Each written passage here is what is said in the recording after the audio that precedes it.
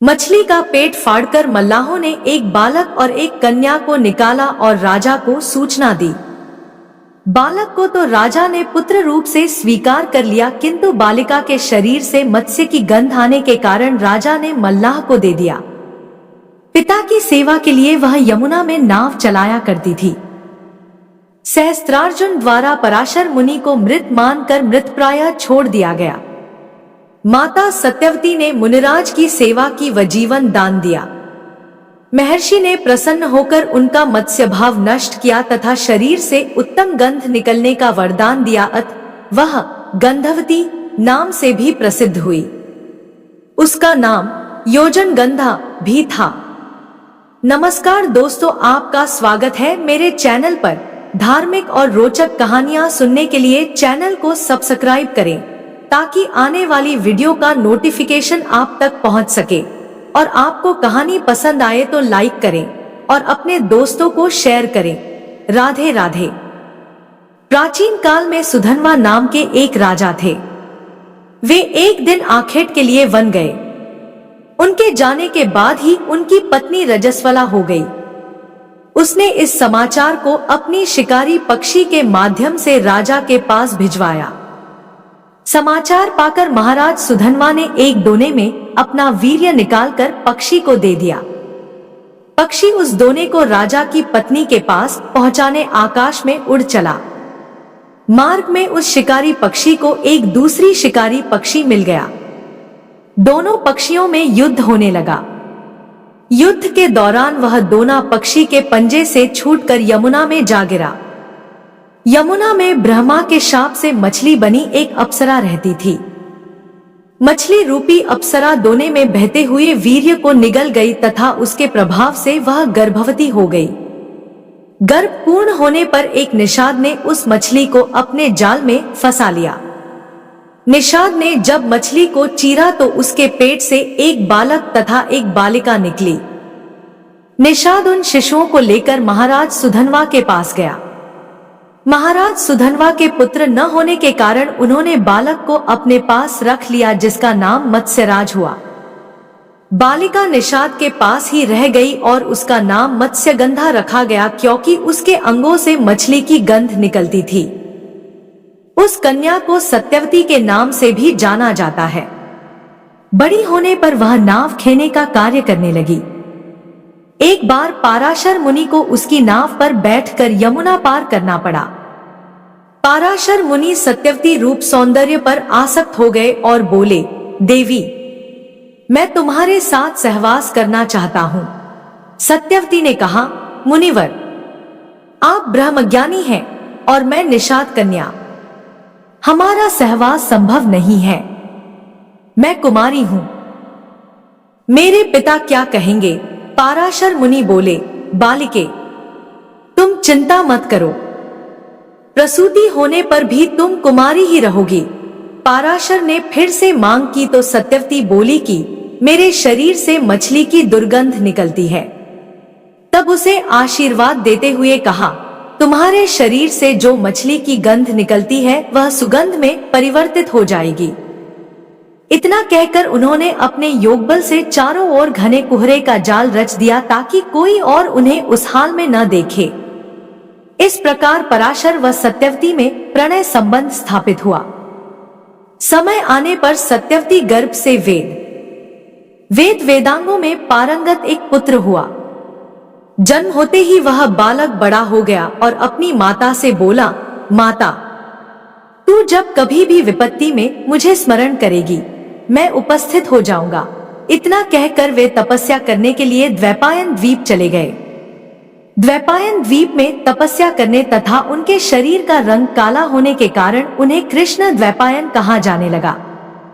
आगे चलकर वेदों का भाष्य करने के कारण वे वेदव्यास के नाम से विख्यात हुए। एक बार हस्तिनापुर के महाराज प्रतीप गंगा के किनारे तपस्या कर रहे थे। उनके रूप सौंदर्य से मोहित होकर देवी गंगा उनकी दाहिनी जांघ पर आकर बैठ गई।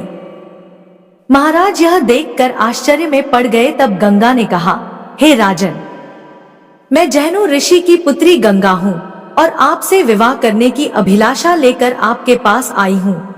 इस पर महाराज प्रतीप बोले, गंगे, तुम मेरी दाहिनी जांघ पर बैठी हो। पत्नी को तो वामांगी होना चाहिए, दाहिनी जांघ तो पुत्र का प्रतीक है, अतः मैं तुम्हें अपने पुत्रवधू के रूप में स्वीकार करता हूँ।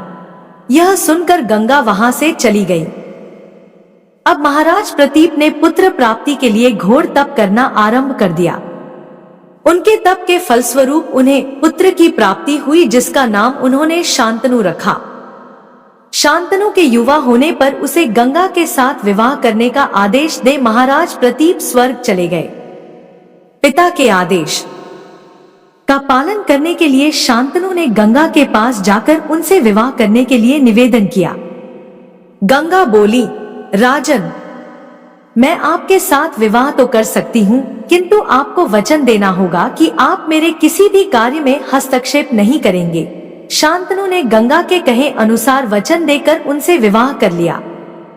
गंगा के गर्भ से महाराज शांतनु के 8 पुत्र हुए, जिनमें से 7 को गंगा ने गंगा नदी में ले जाकर बहा दिया और अपने दिए हुए वचन में बंधे होने के कारण महाराज शांतनु कुछ बोल न सके।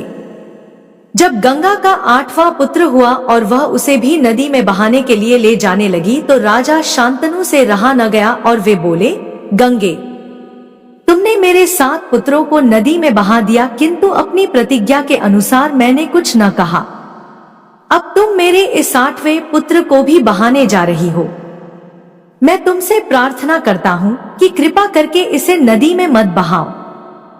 यह सुनकर गंगा ने कहा, राजन, आपने अपनी प्रतिज्ञा भंग कर दी है, इसलिए अब मैं आपके पास नहीं रह सकती। इतना कहकर गंगा अपने पुत्र के साथ अंतर्ध्यान हो गई। तत्पश्चात महाराज शांतनु ने 36 वर्ष ब्रह्मचर्य व्रत धारण करके व्यतीत कर दिए। फिर एक दिन उन्होंने गंगा के किनारे जाकर गंगा से कहा, गंगे, आज मेरी इच्छा उस बालक को देखने की हो रही है जिसे तुम अपने साथ ले गई थी। गंगा एक सुंदर स्त्री के रूप में उस बालक के साथ प्रकट हो गई और बोली, राजन, यह आपका पुत्र है तथा इसका नाम देवव्रत है, इसे ग्रहण करो। यह पराक्रमी होने के साथ विद्वान भी होगा। अस्त्र विद्या में यह परशुराम के समान होगा। महाराज शांतनु अपने पुत्र देवव्रत को पाकर अत्यंत प्रसन्न हुए और उसे अपने साथ हस्तिनापुर लाकर युवराज घोषित कर दिया। एक दिन महाराज शांतनु यमुना के तट पर घूम रहे थे कि उन्हें नदी में नाव चलाते हुए एक सुंदर कन्या दृष्टिगत हुई। उसके अंग अंग से सुगंध निकल रही थी। महाराज ने उस कन्या से पूछा, हे देवी, तुम कौन हो? कन्या ने बताया, महाराज, मेरा नाम सत्यवती है और मैं निषाद कन्या हूँ। महाराज उसके रूप यौवन पर रीझ कर तत्काल उसके पिता के पास पहुँचे और सत्यवती के साथ अपने विवाह का प्रस्ताव किया। इस पर धीमवर निषाद बोला, राजन, मुझे अपनी कन्या का आपके साथ विवाह करने में कोई आपत्ति नहीं है, परंतु आपको मेरी कन्या के गर्भ से उत्पन्न पुत्र को ही अपने राज्य का उत्तराधिकारी बनाना होगा। निषाद के इन वचनों को सुनकर महाराज शांतनु चुपचाप हस्तिनापुर लौट आए। सत्यवती के वियोग में महाराज शांतनु व्याकुल रहने लगे। उनका शरीर दुर्बल होने लगा। महाराज की इस दशा को देखकर देवव्रत को बड़ी चिंता हुई। जब उन्हें मंत्रियों के द्वारा पिता की इस प्रकार की दशा होने का कारण ज्ञात हुआ तो वे तत्काल समस्त मंत्रियों के साथ निषाद के घर जा पहुंचे और उन्होंने निषाद से कहा, हे निषाद, आप सहर्ष अपनी पुत्री सत्यवती का विवाह मेरे पिता शांतनु के साथ कर दें। मैं आपको वचन देता हूँ कि आपकी पुत्री के गर्भ से जो बालक जन्म लेगा वही राज्य का उत्तराधिकारी होगा। कालांतर में मेरी कोई संतान आपकी पुत्री के संतान का अधिकार छीन न पाए, इस कारण से मैं प्रतिज्ञा करता हूँ कि मैं आजन अविवाहित रहूंगा। उनकी इस प्रतिज्ञा को सुनकर निषाद ने हाथ जोड़कर कहा, हे देवव्रत, आपकी यह प्रतिज्ञा अभूतपूर्व है। इतना कहकर निषाद ने तत्काल अपनी पुत्री सत्यवती को देवव्रत तथा उनके मंत्रियों के साथ हस्तिनापुर भेज दिया। देवव्रत ने अपनी माता सत्यवती को लाकर अपने पिता शांतनु को सौंप दिया।